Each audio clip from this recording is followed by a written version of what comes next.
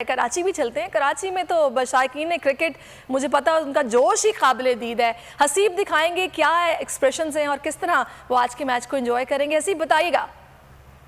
T20 के सबसे बड़े इवेंट का सबसे बड़ा मुकाबला जो है वो आज T20 वर्ल्ड कप का फाइनल आज होने जा रहा है और ना सिर्फ पाकिस्तान भर में बल्कि खुसूसन कराची के जो नौजवान हैं वो खासे पुरजोश दिखाई दे रहे हैं। लोगों ने जो है वो मैच देखने के लिए मुख्तलिफ तैयारियां भी की हैं। इस वक्त कुछ शायकीन क्रिकेट हमारे साथ मौजूद है, उनसे पूछते हैं। इंशाल्लाह हमारी उम्मीद है कि पाकिस्तान बहुत अच्छा खेलेगा और जिस तरह हमारे कैप्टन साहब ने बहुत कमबैक किया, बहुत अच्छा कमबैक किया है क्योंकि उनकी बैटिंग लाइन बहुत कमज़ोर हो चुकी थी, उनसे भी हमें काफ़ी उम्मीद है। और जिस तरह बहुत शुक्रिया हम देख रहे हैं यहाँ पे बड़ा ये एंजॉय करने वाले मैच को। अब हम सक्खर चलते हैं जहाँ पर ब्यूरो हेड शाहिद अली भी बताएंगे कि यहाँ पर नौजवान क्या कह रहे हैं और कितने पुरुमीद हैं। जी शाहिद। इंग्लैंड का आज फाइनल है, फाइनल भी ऑस्ट्रेलिया में है और हमारे ख़िलाफ़ जो टीम इस वक्त खेल रही है वो इस वक्त वर्ल्ड की बेहतरीन टीमों में शुमार होती है। लेकिन पाकिस्तानी टीम और पाकिस्तानी अवाम के हौसले बुलंद हैं, लोग अपनी टीम को सपोर्ट कर रहे हैं। हमारे साथ नौजवान खिलाड़ी मौजूद हैं इस वक्त जो चाहते हैं कि पाकिस्तान जीते, उन्हीं से बात करते हैं। आप बताइए क्या सूरत हाल होनी चाहिए कि पाकिस्तान ये टीम मैच जो है वो जीत जाए? जिस तरीके से आप देख सकते हैं पाकिस्तान को चढ़ के बैटिंग करनी चाहिए। सबसे पहली बात, उनकी बैटिंग लाइन बहुत स्ट्रॉन्ग है इस टाइम। जिस तरीके से आप देख सकते हैं उन्होंने 10 विकेटों से इंडिया को शिकस्त दी। इंडिया जैसी मजबूत टीम जो है उन्होंने जो पिछाड़ के रख दिया इंडिया जैसी टीम को। अब अपने हमारे साथ जो गेस्ट मौजूद हैं उनके पास चलते हैं। नसीम राजपूत साहब हमारे साथ हैं, खालिद महमूद साहब हैं।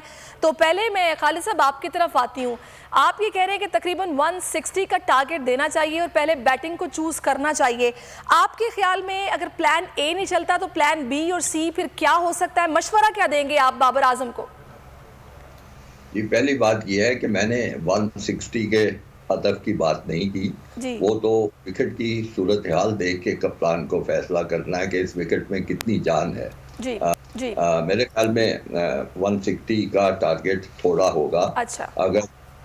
अगर वो बैटिंग कंडीशन वहाँ पे अच्छी है तो फिर तो 200 का टारगेट कप्तान को ध्यान में रखना चाहिए। भले ना हो सके लेकिन टारगेट तो इतना बड़ा रखना चाहिए कि उसको डिफेंड आसानी से किया जा सके।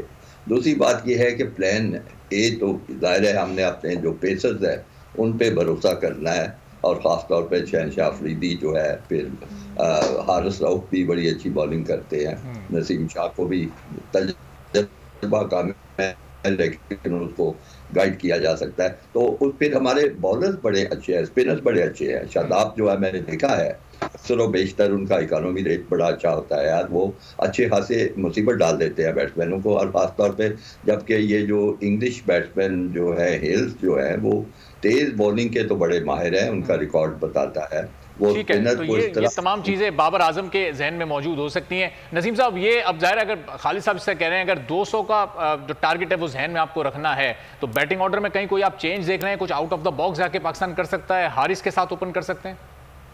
मेरा नहीं ख्याल कि अब पाकिस्तान कोई चेंज करेगा। जो चेंज करने का टाइम था वो जा चुका है। और देखें, आपके लास्ट मैच में आपके दोनों ओपनर्स ने अच्छे स्ट्राइक रेट से भी बैटिंग की थी, कॉन्फिडेंस के साथ बैटिंग की थी। देखिए, कहीं ना कहीं जो ब्लेसिंग्स पाकिस्तान क्रिकेट टीम के साथ चल रही हैं इस इवेंट में वो बड़ी काबिल गौर है।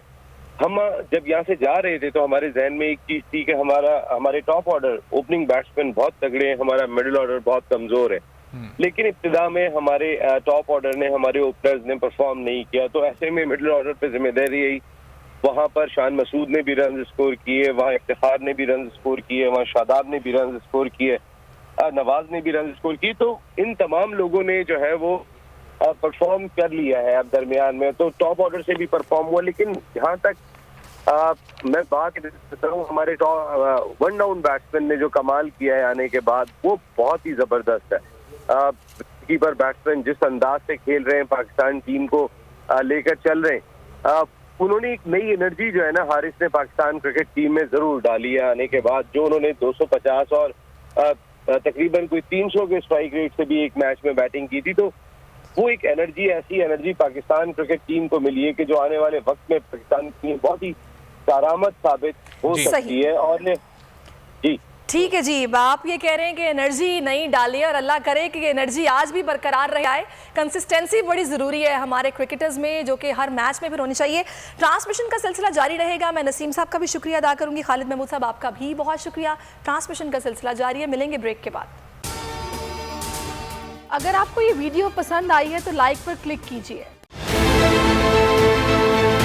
बहुत अच्छी कवरेज की है, ये मार्च की तो ज़बरदस्त कवरेज थी, बॉल की प्रॉब्लम सबसे बेस्ट थी। सबसे ज्यादा रील्स और सबसे ज्यादा रेटिंग के साथ बोल रहा नंबर 1। सब्सक्राइब करें और बेल दबाएं ताकि कोई खबर रह न जाए।